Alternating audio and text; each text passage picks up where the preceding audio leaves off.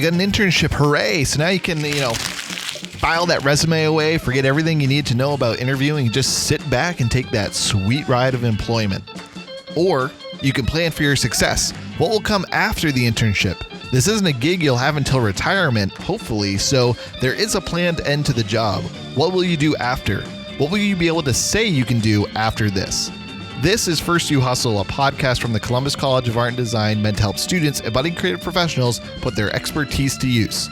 And today, we're going to talk about how to tackle an internship. Past episodes in our series will help you get the offer, but what do you do once you have an internship? Also, thinking about what you want in an internship will help you better screen what you apply to and what kinds of applications you submit. You're going to hear from a few current CCAD students doing internships this semester around Columbus and see how things are going for them. I've learned to be more organized. The importance in communicating with your team when you're collaborating. Like what they like and how they work and like working under them has been like the hardest thing, but then still finding my own process and like workflow. We'll also go through how to construct achievable, purposeful learning objectives and how to assess some of the soft skill areas that are so vital in the workplace, but often not something you plan on developing specifically. It's all coming up next on First You Hustle.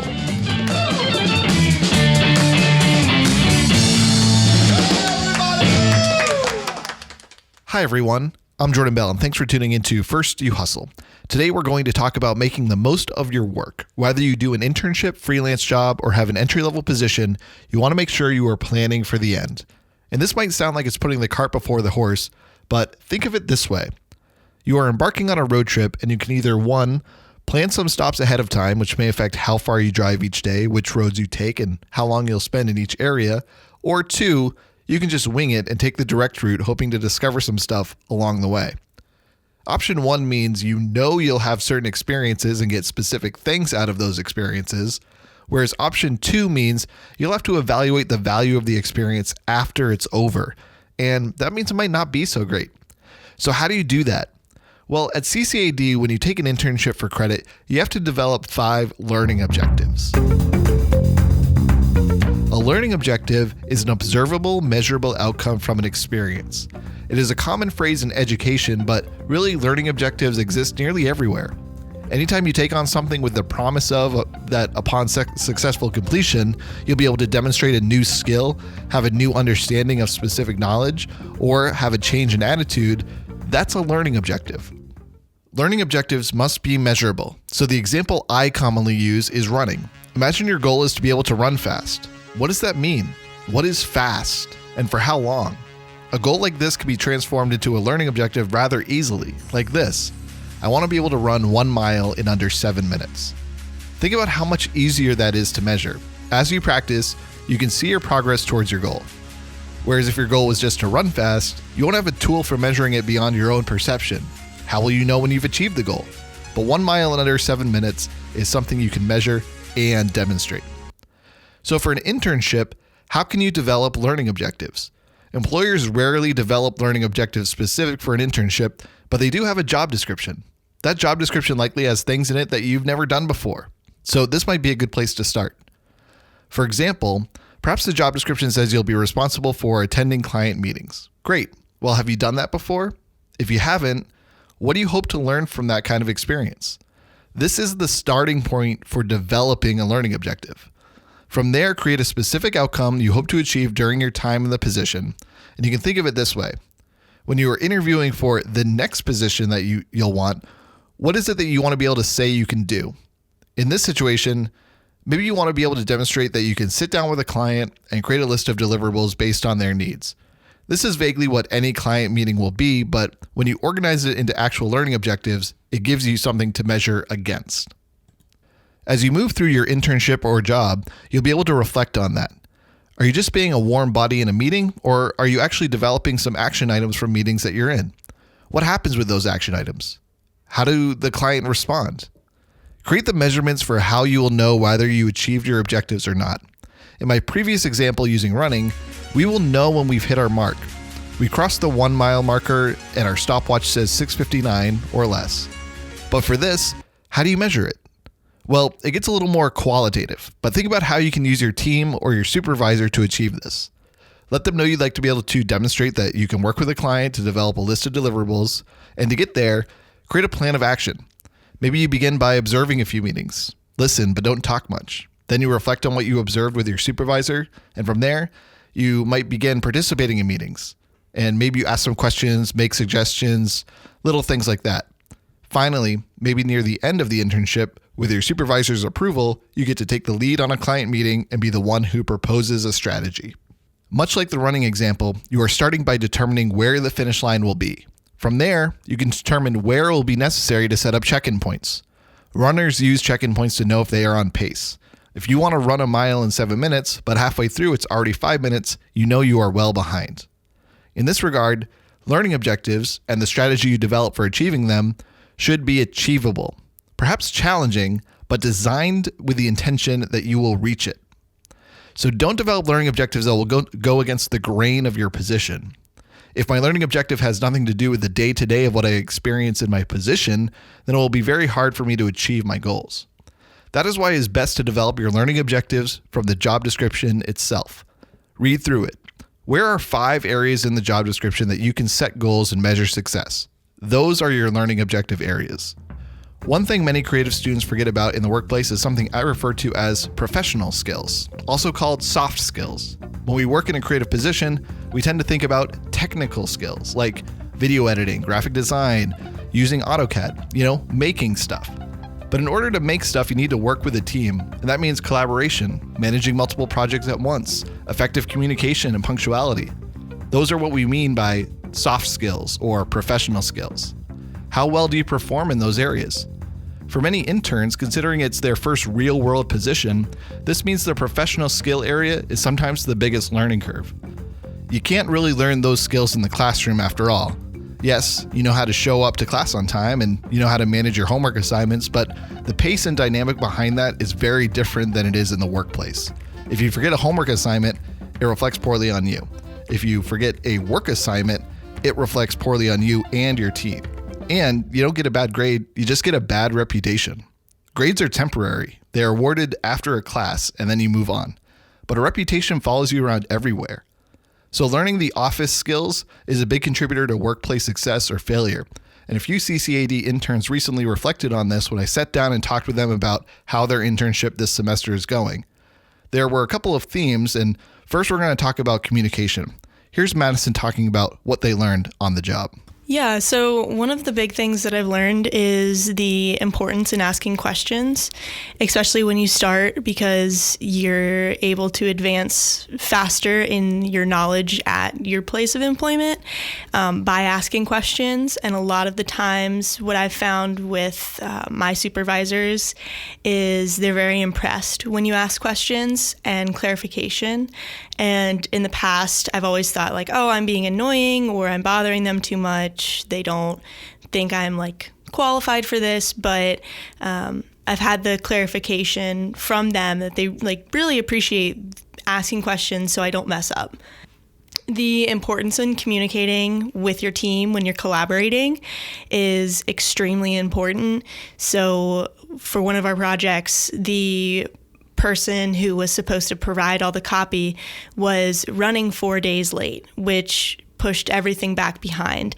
So when we're on a hot deadline or something that needs to get done relatively quickly, it pushes everyone back. And it makes our job, my job as a designer, harder because I'm on a tighter deadline because one person didn't communicate to us that they needed something else, especially with hot deadlines like events where they need it out as soon as possible. Something small like that is something that will really put the entire team back.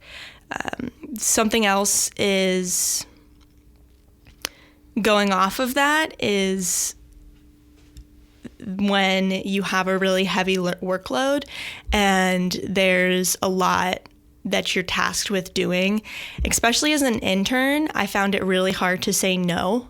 And I found that, at least in my situation at Ohio Health, my supervisors were actually glad that I said no. So I had a really heavy workload. There was a lot of things I needed to design. There was a lot of pictures I needed to edit. And they wanted me to work on some some coding things. And I was, I told them I really don't have time for that. And they're like, well, thank you for telling us. One of my bigger fears with this, that they would think I was incapable of it, or I was making excuses, or exaggerating my time, spending too much time not working. One last thing that I found that was really helpful was when working with content, so the people who write the copy, as a designer, having questions about something, why something is phrased a specific way, or if there's something that, as a designer, personally reading it, could be helpful to change. That's something, communicating with them, I may not be a copywriter, and I may not know all of the words that should be said in specific situations, but by communicating with my entire team, I'm able to learn about that process, which is a big part of my internship. So it sounds like there's a theme in a lot of these are around communication, like being better communicating across a team, speaking up when you're unsure of something, being able to say no. So a lot of just kind of being more confident in how you speak up and when you speak up and who you speak to. And were there any specific examples for asking questions and clarification? Was there anything that like you asked clarification on and then it really kind of like was good that you did because it changed everything? Yeah. So at Ohio Health, one of our organizational programs that we use is called Workfront. It's a large organizational platform that's online, and we use it to keep track of whose progress and how far they are. So if someone is working on creating the content, we will see that is happening, and we see when things are falling behind. So for example, because I'm working in healthcare, there was information that wasn't completely reviewed, and even though it went through 4 stages of review, there was a number that was missed. And we didn't figure that out until we had sent it to print. And after sending it to print, luckily we were able to catch it before we distributed it. But that wasn't just one person's problem. It wasn't just one person's mistake. It was going through all these levels of review, and all of us missed it. So the lack of communication in a situation like that was something that actually had a big impact, and in the end it cost the company money that didn't need to be spent. Another theme that came up in a couple of responses were from Jonah and Eva, who are actually working in different offices. In fact, they're different majors, graphic design and interior design respectively. But they both mention kind of the same thing, how important it became to juggle multiple projects and working with multiple people simultaneously. It's something that they learned quickly and now use quite extensively. So we'll hear from Jonah first and then Eva. This semester I'm working with Copious Columbus in their event management department. They are a restaurant. They have an event venue, and then they have a live music venue. I think the thing that I've learned the best is probably organization, because I'm working with all 3 venues, and all 3 of them have a different manager and like a different person that I work with. And I think that finding their, like what they like and how they work and like working under them has been like the hardest thing, but then still finding my own process and like workflow. I think the best thing that I've learned is probably emailing. I used to never get back to people's emails. I used to just like read it and then be like, oh, I'll get back to that later. And I think that learning to have an organization skills in my like emails and correspondence, and like making sure I'm touching base with everyone and communicating with everyone to make sure that my products are coming out the same time that they need them has been the hardest thing, but I'm definitely getting better at, and my bosses have noticed that I don't just like fly under the radar and disappear, which is what I usually do. So, is there a specific example where your kind of diligence on email what proved to be helpful or useful to you? Yeah, so there was an event last week that I was supposed to do a bunch of like drink menus, and then I was also supposed to finish like a poster for the live music for the rest of February. And they emailed me with details that I never got back on and confirmed, and they ended up making their own because I never was like, oh yeah, I'm on that. I've got this. It'll be done by this day. So they ended up making their own, and then I had mine. So it was like we both had to do double the work because I failed to communicate. But since then, like this week, they sent me all the information and I've confirmed, and like everything's done, and you can tell everyone's more like at ease, and they're like, okay, this is done. Like Jonah's on this, and they don't have to worry about it. So like that situation, which resulted in a lot of tension, was far more eased because I was able to stay organized and get back to every single one of them. Mm-hmm. So now, is there something you do like when you show up at work for the first time? Like how do you tackle your inbox? How has that changed? I have a color coordination organization system now where I have like a color for each manager, and I put it in folders with like to go with the project. So sometimes I'll screenshot them and put them in folders of like upcoming projects and current projects and then finished products, and then color coordinate them to each manager. Because I think that's the hardest thing, is that I'm the only designer in a 3-venue tier, and I'm working with essentially multiple clients that all want different things and are all on different timelines. And when I think that I communicate with one, oftentimes I haven't said something to the other, you know, so, and they don't like to be CC'd on the same email because they're like, I'm not a part of that. I don't want to know what's going on there. So put me on a separate thread. Right. Okay. So even though it's one employer, they prefer to be treated as 3 clients. Yes. Essentially. Yes. Okay. Interesting. So I'm currently the special projects designer at CCAD. I work with Dave Stockwell, and I mainly plan and design and furnish interiors of the buildings, offices, and dorms on campus. One of the things that was interesting to see was all that goes on behind the scenes at CCAD and what keeps it running. So we'll constantly handle multiple projects at one time. So it's opened my eyes to the aspect of handling multiple projects, because I originally wanted to go into residential design, and I was thinking it would be, oh, you have one client, you focus on them, create a relationship, and then finish that project with them and move on to the next one. And the idea of handling like, oh, we're working on this right now, but this project is coming up. For example, Chroma and the fashion show. Those are 2 big things at CCAD that happen around the same time and are very involved. So handling those at the same time can be stressful. So within stress and handling multiple things at once, I've learned to be more organized. And in our work, we're a big fan of lists and scheduling. And that's something I'm bringing in within actually attending classes at school here. We'll have a big whiteboard, and it will be completely full, and it's written in tiny little type and marker.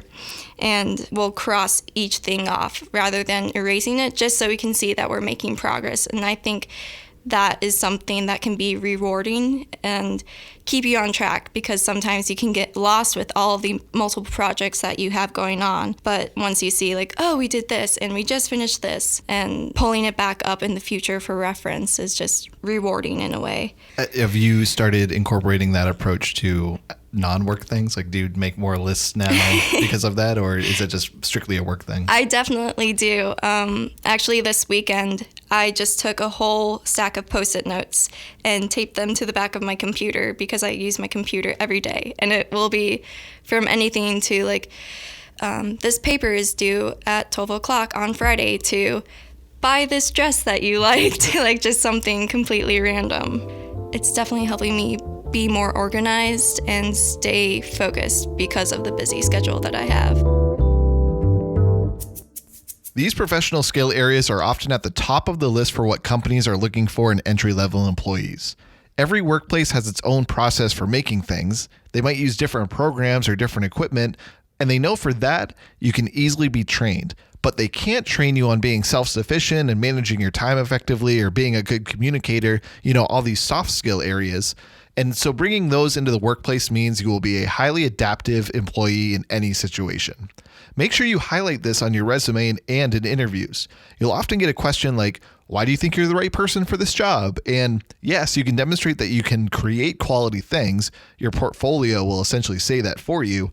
But make sure you highlight that as a part of your process to create those things, you also exhibit the professional qualities that make you a great addition to the team. So, shifting back to learning objectives, to help you see how to craft a learning objective and then assess your progress, I'll return to my conversation with Jonah. You heard from Jonah earlier talking about their internship in event space management and essentially working for 3 clients housed under one brand. Here we discuss what learning objectives Jonah defined at the beginning of the internship and how they are doing currently. Note that some of these areas may sound vague. One of the objectives is to, quote, know the process, end quote, for event management. But how do you define that? Well, that technically, by academic standards, may be an unmeasurable objective. Listen for how Jonah explains demonstrating that skill area. Their ability to jump in and manage a situation and be successful shows they understand, quote, the process, end quote, and from an employer standpoint, this is what matters most. Not overloading myself has been the hardest thing so far, because I have class and then I have this. Elevating the brand experience was one of my learning objectives, and I think I've done a fairly good job of doing that. Let's start with defining what does that mean for you? Why is that a learning objective? Elevating a brand, like, one, why did you choose that learning objective, and 2, how do you measure that objective? I chose it because at CCAD we've always like built brands from scratch, where here I'm like given a brand that I need to elevate, and that's something I'd never done before. So I wanted to like challenge myself to stay within their parameters while still like taking them to the next level. So far to like accomplish that, I've updated their brand guidelines. I've refined some of their logos and showed them how to use their like main brand to elevate their sub brands, which is the Loft and Notes, but still maintaining their like grandfather brand of Copious, and like connect them all. And so far, like, I've noticed people coming in know that Copious is a part of Notes, and they know that like the restaurant is still something that is offered before and after the show. And it's not just Notes is the only thing that people are focusing on. They understand that there's more to offer. I would like to run a campaign on their social media, because right now their social media is just food and there's no connection to Notes or the Loft. So that's the next step that I'm taking, is I'm going to launch some kind of campaign that's going to be like, this is all we offer, and maybe introduce some of the managers and like what they do for all the like the different floors, and how you can connect like the public to each of these things, because it is a full experience. Like the place, like you can have dinner and then you can see live music, you can have like a wedding reception upstairs, and like that's something that a lot of other restaurants don't offer. So I think that that'll be the next step, is connecting their social media together, and then from there connecting their website together, and then coming up with some kind of deliverable plan that they can stick to after I'm gone. My first learning objective was understanding the process. I've never worked as an event coordinator or been in that business. I've never even been in the restaurant business before. So a lot of that learning objective, which I think I've already accomplished, was following people around, taking notes, seeing what they do, understanding their job before I could take on my own.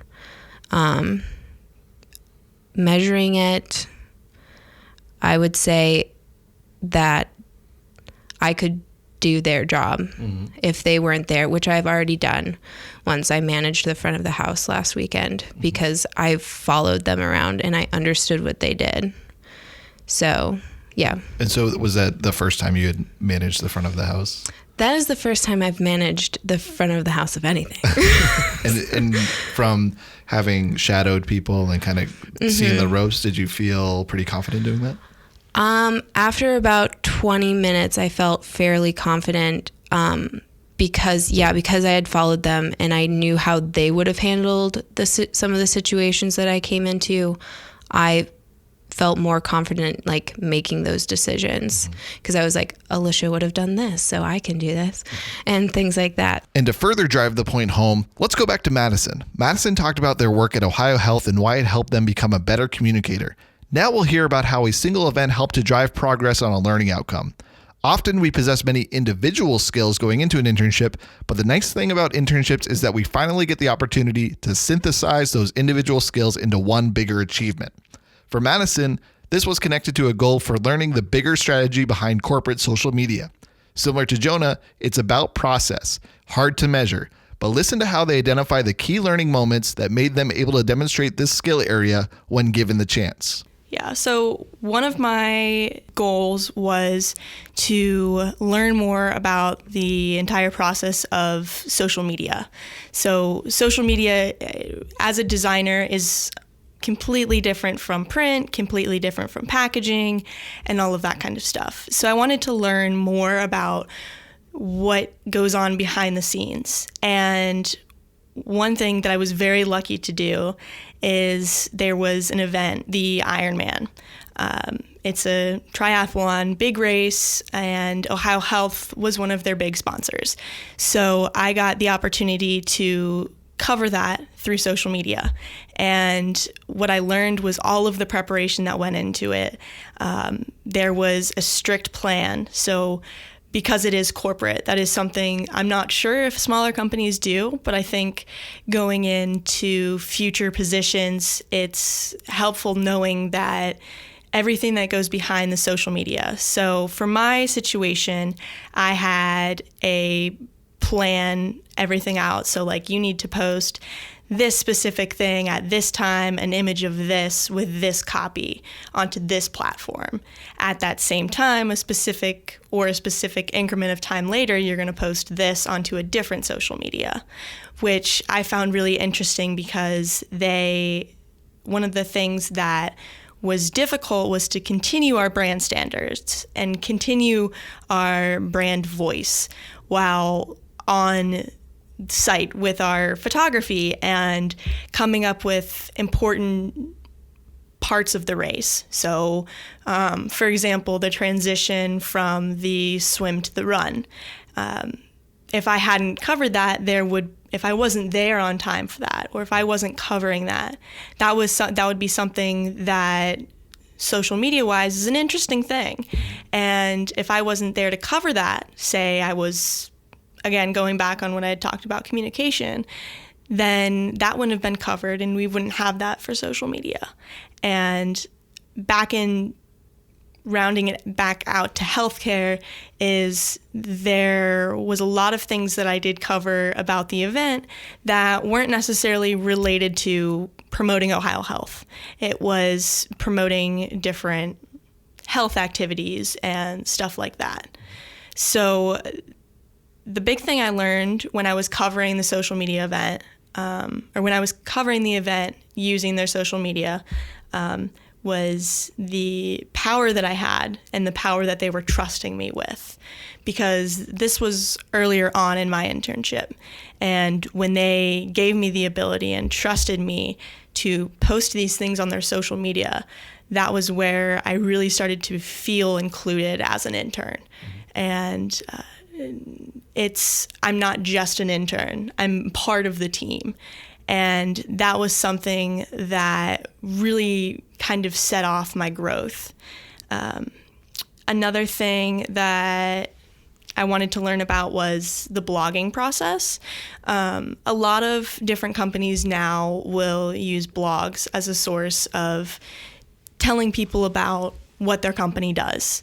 And what Ohio Health has is a blog that has different healthcare, like healthy living tips, things like different recipes, workout routines, etc.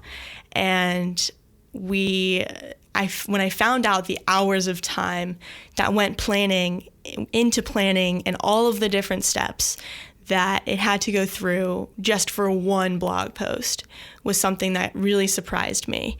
And I wasn't expecting one person to that be their sole job.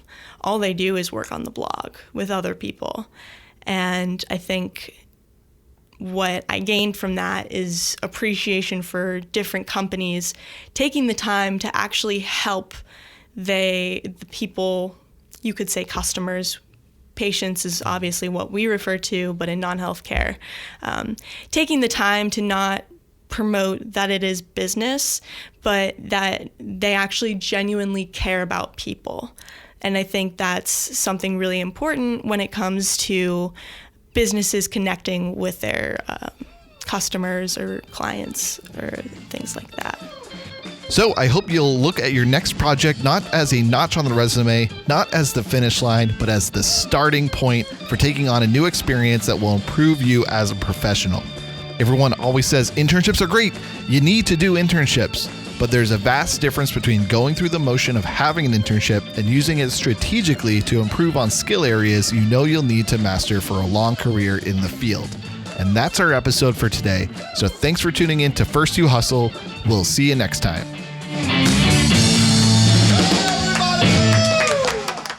Our theme is Jimmy H. Boogaloo by the Juanitos. Additional music also provided by Poddington Bear. All are Creative Commons licensed from the Free Music Archive.